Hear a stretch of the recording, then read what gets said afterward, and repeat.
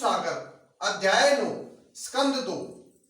ब्रह्मा जी का उत्पन्न होना और उनको प्रभु विष्णु जी के 4 श्लोकों का श्रीमद् भागवत में सुख सागर में परिवर्तित करना।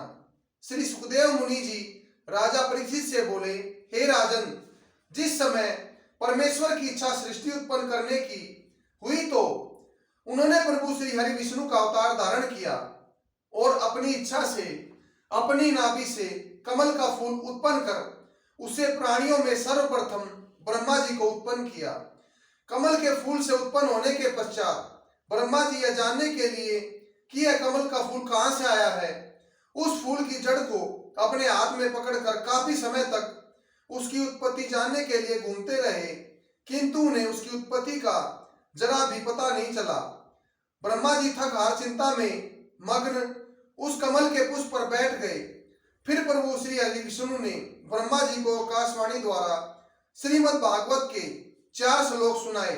वह इस प्रकार है, हे ब्राह्मण, जिसे सर्वप्रथम आदि पुरुष भगवान कहा जाता है, वह मैं हूँ।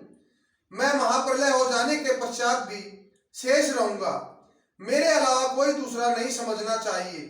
यह समस्त जगत मेरी इच्छा अनुसार मेरे से ही प्रकट होकर मुझ में इस तरह लीन हो जाता है, जिस तरह सोने के अलग अलग आभूषण बनाकर उसके अलग अलग नाम रखे जाते हैं, लेकिन उन सबको आग पर गलाने में अंत में वही सोना रह जाता है।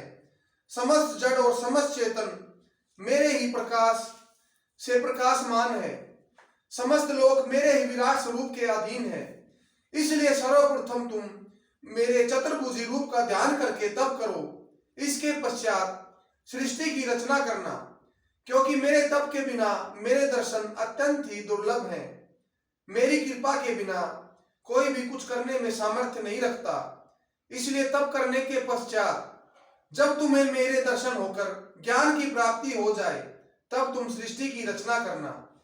श्री सुखदेव मुनि जी बोले, हे ब्रह्मा जी, जब यह आकाशवाणी सुनी तो वे हाथ जोड़कर बोले, प्रभु, आप मुझे सर्वप्रथम वरदान दीजिए कि मैं सदैव आपको अपना प्रभु मानने एवं सृष्टि की रचना करने में कभी भी भक्तिहीन न रहूं।